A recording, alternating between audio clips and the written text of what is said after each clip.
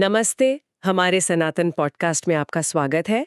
आज हम जानेंगे विष्णु जी के तीसरे अवतार वराह अवतार के बारे में।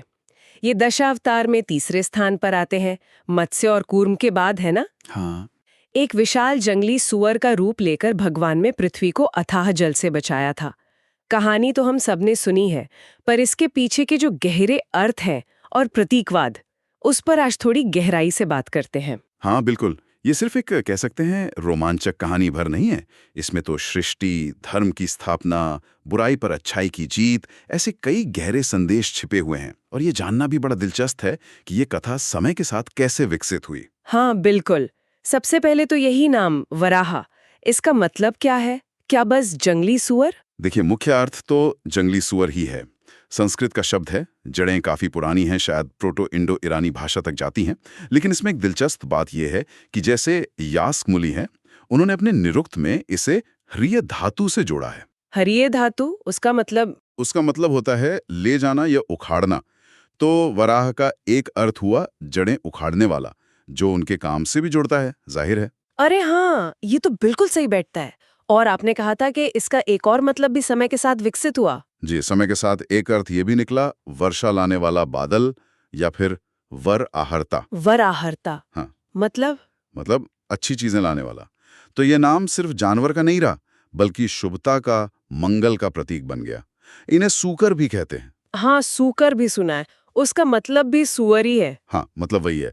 भागवत पुराण में एक छोटी कहानी है कि ब्रह्मा जी की नाक से जब वो प्रकट हुए तो एक खास ध्वनि की, इसलिए सूकर कहलाए। अच्छा, तो ये कहानी बहुत पुरानी लगती है। क्या वेदों में भी इसका कोई जिक्र आता है? हाँ हाँ, बिल्कुल। इसकी जड़ें वैदिक काल तक जाती हैं। जो हमारे शुरुआती ग्रंथ हैं, जैसे तैत्तिरीय संहिता है, शतपथ ब्राह्मण है, उनमें प्रजापति का जिक्र है। प्रजापति, ब्रह्मा जी। हाँ, जिन्हें बाद में ब्रह्मा जी से जोड़ा गया।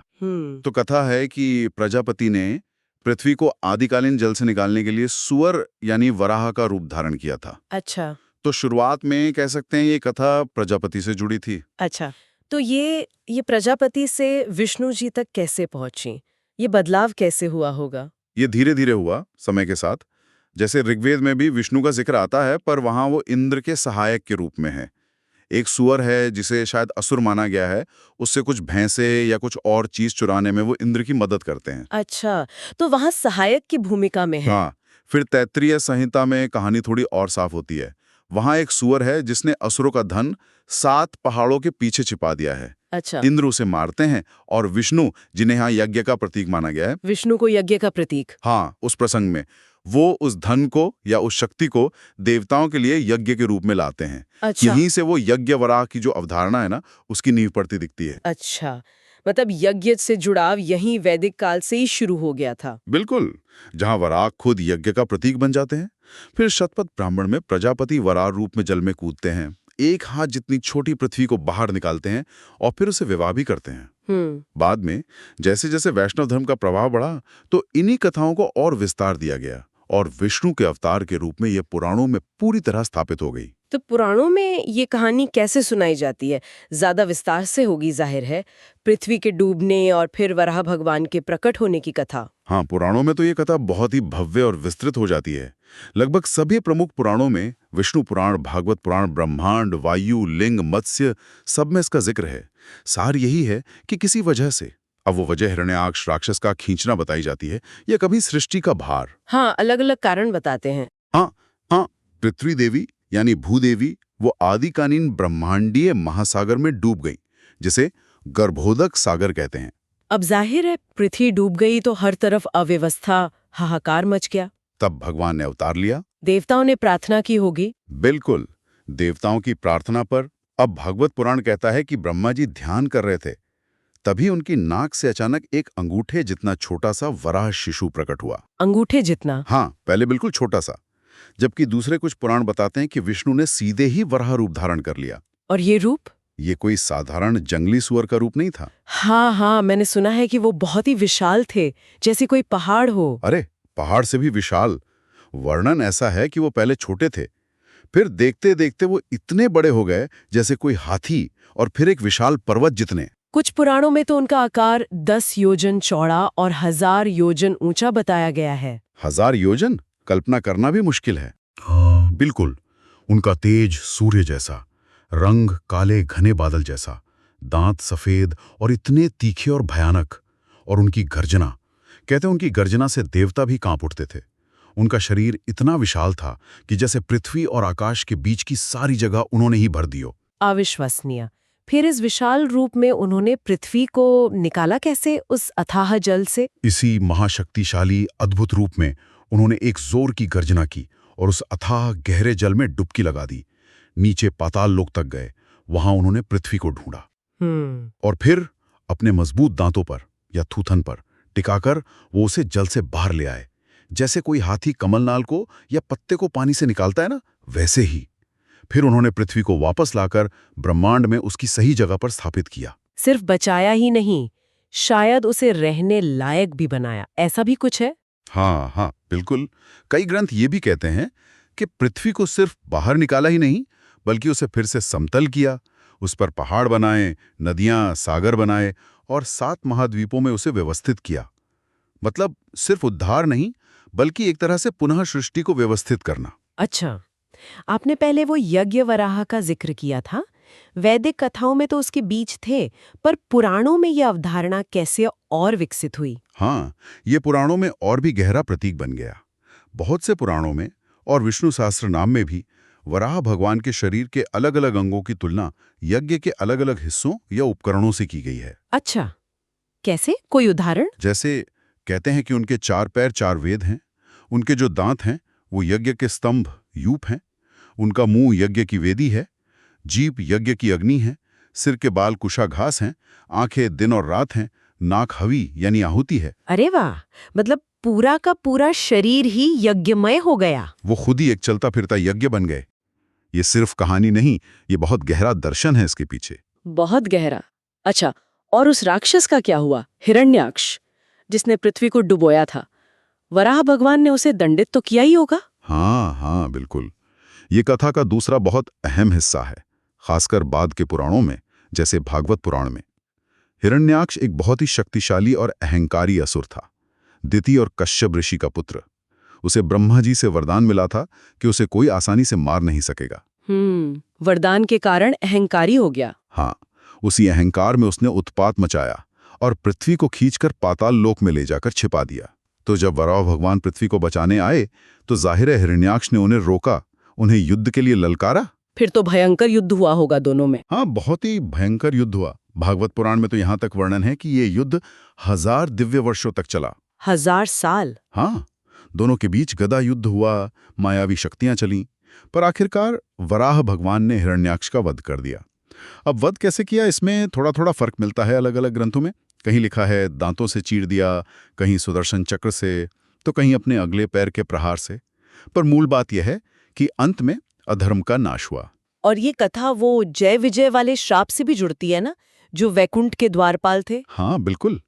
भागवत पुराण के अनुसार जय और विजय को सनत कुमारों ने श्राप दिया था कि वो भगवान के धाम से गिरकर राक्षस बनेंगे। तो उन्होंने विकल्प चुना कि वो 3 जन्म भगवान के प्रबल शत्रु बनकर लेंगे ताकि जल्दी वापस आ सकें। अच्छा, ये बात थी। हाँ, तो अपने पहले जन्म में वो हिरण्यकशिपु और हिरण्याक्ष के रूप में जन्मे। हिरण्याक्ष का वध वराह अवतार ने किया और उसके भाई हिरण्यकशिपु का वध अगले अवतार नृसिंह भगवान ने किया। तो ये पूरी एक श्रृंखला है। सही है। तो वराह अवतार के ये 2 मुख्य कार्य हो गए, पृथ्वी का उद्धार और हिरण्याक्ष का वध। क्या इनकी और भी भूमिकाएं या इनसे जुड़ी और भी कथाएं हैं? हाँ, और भी कई रोचक कथाएं हैं जो इनसे जुड़ती हैं। जैसे महाभारत में कथा आती है कि पृथ्वी को बचाने के बाद वराह भगवान ने अपने दांत हिलाए, उससे मिट्टी के 3 गोले गिरे। मिट्टी के गोले? हाँ, और उन्होंने उन गोलों को पितरों के लिए 3 पिंड घोषित कर दिया। यहीं से श्राद्ध की जो परंपरा है उसका एक पौराणिक आधार मिलता है, पितृयज्ञ की शुरुआत। अरे वाह, ये तो बहुत रोचक बात है। पितरों से भी इनका संबंध है और संतान के बारे में भी कुछ कथाएं हैं शायद? हाँ, कुछ कथाएं हैं, जैसे नरकासुर, जिसका बाद में वध श्री कृष्ण ने सत्यभामा की सहायता से किया। उसे कुछ परंपराओं में भूदेवी और वराह का पुत्र माना जाता है। अच्छा, नरकासुर। हाँ, और ब्रह्म वैवर्त पुराण के अनुसार मंगल ग्रह का जन्म वराह और भूदेवी के मिलन से हुआ। इसीलिए मंगल ग्रह को भौम भी कहते हैं, यानी भूमि का पुत्र। स्कंद पुराण में एक कथा है कि शिप्रा नदी वराह के हृदय से उत्पन्न हुई, यानी उनकी पुत्री हैं। ये भी नई जानकारी है। और शिवजी के साथ भी कोई कथा है, वो जो ब्रह्मा और विष्णु में श्रेष्ठता का विवाद होता? हाँ, वो प्रसिद्ध लिंगोद्भव कथा है। जब ब्रह्मा और विष्णु में बहस छिड़ गई कि दोनों में कौन श्रेष्ठ है, तो उनके बीच एक अंतहीन विशाल अग्नि स्तंभ प्रकट हुआ, जो शिवलिंग था। हाँ हाँ। तो ब्रह्मा जी हंस बनकर उसका ऊपरी सिरा खोजने ऊपर गए और विष्णु जी ने एक विशाल वराह का रूप धरा और उसका निचला सिरा खोजने नीचे पाताल तक गए। दोनों ही असफल रहे। तब शिवजी प्रकट हुए और अपनी सर्वोच्चता बताई। कहते हैं इसी घटना की वजह से वर्तमान कल्प को वराह कल्प भी कहा जाता है। अच्छा, इसलिए इसे वराह कल्प कहते हैं। हाँ, हालांकि कुछ शैव ग्रंथों में, जैसे कालिका पुराण में, एक थोड़ी अलग कथा भी मिलती है, जहां शिवजी शर्भ रूप, आधा शेर आधा पक्षी धारण करके वराह का मान मर्दन करते हैं। ये शायद बाद के काल की सांप्रदायिक प्रतिस्पर्धा को दर्शाती हो। हो सकता है। और शक्ति परंपरा में भी इनका जिक्र है, देवी माँ की सहायता के लिए। हाँ बिल्कुल, देवी महात्मा में जब दुर्गा माँ रक्त बीज राक्षस से युद्ध कर रही थीं और उसकी हर बूंद से नया राक्षस पैदा हो रहा था। हाँ, वो मुश्किल लड़ाई थी। हाँ, तब सभी देवताओं ने अपनी अपनी शक्तियों को देवी की मदद के लिए भेजा था। उसी समय विष्णु ने भी अपनी शक्ति वाराही को उत्पन्न किया था। वाराही, जिनका मुख भी वराह जैसा है, वो उन 8 मातृकाओं में से एक हैं जिन्होंने रक्त बीज का रक्त पीकर उसे फैलने से रोका और देवी की विजय में सहायता की। अच्छा, तो वाराही देवी इन्हीं की शक्ति है। ये सब कथाएं और भूमिकाएं, इनको मूर्तियों में या मंदिरों में कैसे दर्शाया जाता है? आपने शुरू में कहा था कि 2 मुख्य रूप मिलते हैं। हाँ, मुख्यतः 2 रूप हैं। एक तो पूरी तरह पशु का रूप, जिसे अंग्रेजी में जूमॉर्फिक कहते हैं, और दूसरा मानव और पशु का मिश्रित रूप, यानी एंथ्रोमॉर्फिक, जिसमें सिर तो सूअर का होता है लेकिन शरीर मानव का होता है। पशु रूप कैसा होता है? जैसे वो खजुराहो में है, बड़ी सी मूर्ति। हाँ बिल्कुल, खजुराहो में और मध्य प्रदेश में ही एरन नाम की जगह पर बहुत विशाल पत्थर की पशु रूप मूर्तियां हैं। ये एकदम असली जंगली सूअर जैसे नहीं होते, थोड़े शैलीबद्ध होते हैं। भूदेवी को अक्सर उनके एक दांत से लिपटे हुए या उस पर बैठे हुए दिखाया जाता है। हाँ, देखा है चित्रों में। और इन मूर्तियों की ये खास बात ये होती है कि कई बार इनके पूरे शरीर पर छोटे छोटे देवी देवताओं, ऋषियों, ग्रहों आदि की आकृतियां उकेरी होती हैं। अच्छा, पूरे शरीर पर क्यों? ये दिखाने के लिए कि सारी सृष्टि, सारा ब्रह्मांड उन्हीं में समाहित है। वो यज्ञ वराह वाली बात यहाँ भी दिखती है। अद्भुत। और दूसरा रूप, जिसमें इंसान का शरीर होता है, हाँ, उसमें सूअर का सिर होता है और एक बलशाली मनुष्य का शरीर। शुरुआती मूर्तियां जो हैं, जैसे उदयगिरी गुफाओं में, उनमें गर्दन ज्यादा नहीं दिखती, पर बाद की मूर्तियों में, जैसे बादामी में, गर्दन भी दिखाई देती है। इनके 4 हाथ होते हैं। 4 हाथ? उनमें क्या होता है? सामान्यतः विष्णु जी के आयुध, शंख, चक्र, गदा और पद्म, या फिर कभी-कभी कोई एक हाथ वरद मुद्रा में, यानी आशीर्वाद देते हुए होता है। भूदेवी को या तो उनके दांत पर टिका हुआ दिखाते हैं, या कोहनी पर बैठी हुई, या कंधे पर, या कभी-कभी गोद में लिए हुए भी दर्शाया जाता है। और अक्सर उन्हें एक वीर मुद्रा में दिखाया जाता है, जिसे आलीढ़ मुद्रा कहते हैं, जैसे वो हिरण्याक्ष को अपने पैर के नीचे रौंद रहे हों। कभी-कभी शेषनाग पर खड़े हुए भी दिखाते हैं। लक्ष्मी जी को भी कभी-कभी पास में दर्शाया जाता है। और आपने 2 विशेष रूपों का भी जिक्र किया था, यज्ञ वराह और प्रलय वराह। हाँ, यज्ञ वराह में वो अक्सर सिंहासन पर बैठे होते हैं, भूदेवी और लक्ष्मी जी के साथ। ये रूप राजसी शक्ति और यज्ञ का प्रतीक है। और प्रलय वराह में वो अकेले भूदेवी के साथ होते हैं, जो पृथ्वी को प्रलय के जल से बचाने का प्रतीक है। समझ गया। इन मूर्तियों और इनकी पूजा का इतिहास कितना पुराना है? क्या ये हमेशा से इतने लोकप्रिय थे? देखिए, मूर्तियां तो हमें पहली दूसरी शताब्दी ईस्वी से ही मिलने लगती हैं, मथुरा के इलाके से। लेकिन गुप्त काल जो था, यानी 4वीं से 6वीं शताब्दी, उस दौरान इनकी पूजा बहुत ज्यादा महत्वपूर्ण हो गई थी, खासकर मध्य भारत में। वो जो उदयगिरी और एरन की विशाल मूर्तियां हैं ना, वो इसी काल की हैं। और वहां शिलालेख भी मिले हैं जो वराह पूजा का जिक्र करते हैं। अच्छा, गुप्त काल में ये बहुत महत्वपूर्ण थे। और फिर ये पूरे भारत में फैल गई। दक्षिण में बादामी, महाबलीपुरम, फिर एलोरा की गुफाएं, उत्तर में कश्मीर तक इनकी मूर्तियां और मंदिर मिलते हैं। और सिर्फ मंदिर ही नहीं, कई बड़े राजवंशों ने तो वराह को अपना राज्य नहीं बना लिया था। राज चिन्ह? जी। किन राजवंशों ने? जैसे चालुक्य राजवंश थे दक्षिण में, उत्तर में गुर्जर प्रतिहार। उनका एक बहुत प्रसिद्ध राजा था मिहिर भोज। उसने तो आदि वराह की उपाधि धारण की थी। फिर चोल साम्राज्य और बाद में विजयनगर साम्राज्य, यस। इन सब के लिए वराह बहुत महत्वपूर्ण प्रतीक थे। उनके सिक्कों पर भी वराह का अंकन मिलता है। ये राजसी शक्ति, राज्य की रक्षा और धर्म की स्थापना का प्रतीक बन गए थे। लेकिन आज शायद वो वाली प्रमुखता नहीं दिखती है ना, जितनी पहले कभी थी। हाँ, कुछ हद तक ये बात सही है। ऐसा माना जाता है कि शायद 12वीं शताब्दी के बाद इनकी पूजा में थोड़ी कमी आई।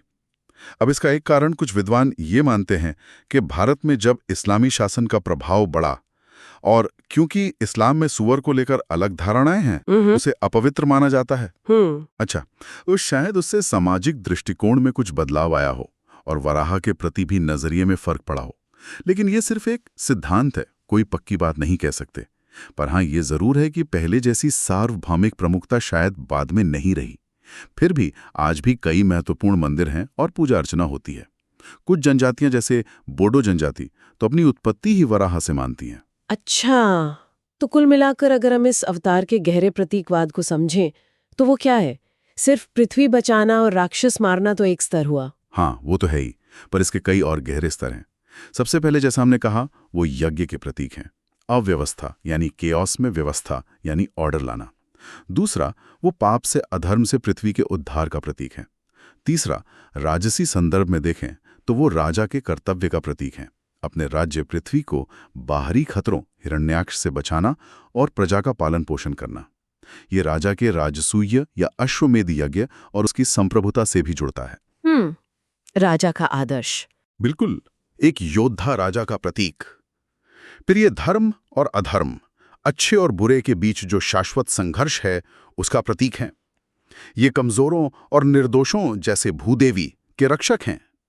ये सृष्टि के नवीनीकरण, एक नई शुरुआत का भी प्रतीक हैं। और सबसे बड़ी बात, ये भगवान की कृपा और उनकी पहुंच का प्रतीक हैं कि भगवान किसी भी रूप में कहीं भी आकर अपने भक्तों और धर्म की रक्षा कर सकते हैं। सही कहा। और कुछ लोग इसे कृषि और वर्षा से भी जोड़ते हैं। हाँ, वो भी एक पहलू है, क्योंकि जंगली सूअर जमीन खोदता है, जो कृषि के लिए जरूरी है। और हमने शुरू में बात की थी कि वराह का एक अर्थ वर्षा लाने वाला बादल भी है, तो प्रकृति के चक्र से भी इनका संबंध जोड़ा गया है। कुछ विद्वान इसे ज्योतिष से, मृगशीर्ष, ओरायन नक्षत्र से भी जोड़कर देखते हैं। कितने सारे गहरे अर्थ छिपे हैं एक ही अवतार में। इनकी पूजा के लिए कोई खास मंत्र या त्योहार भी हैं क्या? हाँ, है। जैसे अग्नि पुराण में विधान है कि विष्णु मंदिरों में इनकी स्थापना उत्तर पूर्व दिशा में करनी चाहिए। इनकी पूजा से संप्रभुता, समृद्धि और मोक्ष मिलता है, ऐसा कहा गया है। नारद पुराण में कुछ मंत्र भी दिए गए हैं, जैसे राजत्व प्राप्ति के लिए एक मंत्र है, ओम नमो भगवते वराह रूपाय भूर्भुवस्वः पतये भूपतित्वम में देहि ददापेय स्वाहा। काफी लंबा मंत्र है। कोई छोटा मंत्र भी है? हाँ, एक छोटा मंत्र भी है समृद्धि के लिए, ओम भूवराहाय नमः। इनका बीज मंत्र भी माना जाता है। भागवत पुराण में यात्रा पर जाते समय सुरक्षा के लिए इनका आह्वान करने को कहा गया है। अच्छा, और कोई त्योहार? हाँ, वराह जयंती मनाई जाती है। ये भाद्रपद महीने के शुक्ल पक्ष की तृतीया तिथि को आती है। इस दिन पूजा और रात को जागरण करने का विधान है। इसके अलावा माघ महीने की शुक्ल पक्ष की एकादशी, जिसे भैमी एकादशी भी कहते हैं, उस दिन सोने के वराह मूर्ति की पूजा करने का व्रत भी बताया गया है। और हाँ, विष्णु सहस्त्र नाम में भी इनके कई नाम आते हैं, जैसे महीभर्ता, पृथ्वी के पति या भरण पोषण करने वाले, धरणीधर, पृथ्वी को धारण करने वाले, महावराह, यज्ञांग, जिनका अंग अंग यज्ञ है, वैखान, पृथ्वी खोदने वाले। ये सब नाम उनके कार्यों और स्वरूप को दर्शाते हैं। बहुत बढ़िया। भारत में इनके प्रमुख मंदिर कहाँ-कहाँ हैं, जहां आज भी भक्त दर्शन के लिए जाते हैं? देखिए, सबसे प्रसिद्ध मंदिर तो शायद तिरुमाला, आंध्र प्रदेश में है, श्री वराह स्वामी मंदिर। ये मुख्य वेंकटेश्वर स्वामी मंदिर के पास ही स्वामी पुष्करणी तालाब के किनारे पर है। हाँ, तिरुपति में। वहां क्या मान्यता है? वहां मान्यता ये है कि जब भगवान वेंकटेश्वर तिरुमाला पर्वत पर निवास करने आए तो उन्होंने ये भूमि वराह भगवान से ही प्राप्त की थी, क्योंकि ये मूल रूप से उनका क्षेत्र था।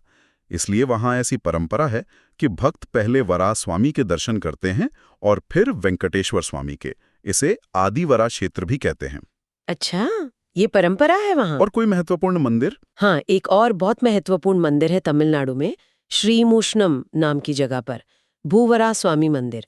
ये 8 स्वयं व्यक्त क्षेत्रों अपने आप प्रकट हुए में से एक माना जाता है। स्वयं व्यक्त क्षेत्र। हाँ, और इस मंदिर की एक खास बात है कि यहाँ हिंदू और मुस्लिम दोनों समुदायों के लोग श्रद्धा रखते हैं और कुछ उत्सवों में साथ मिलकर भाग भी लेते हैं।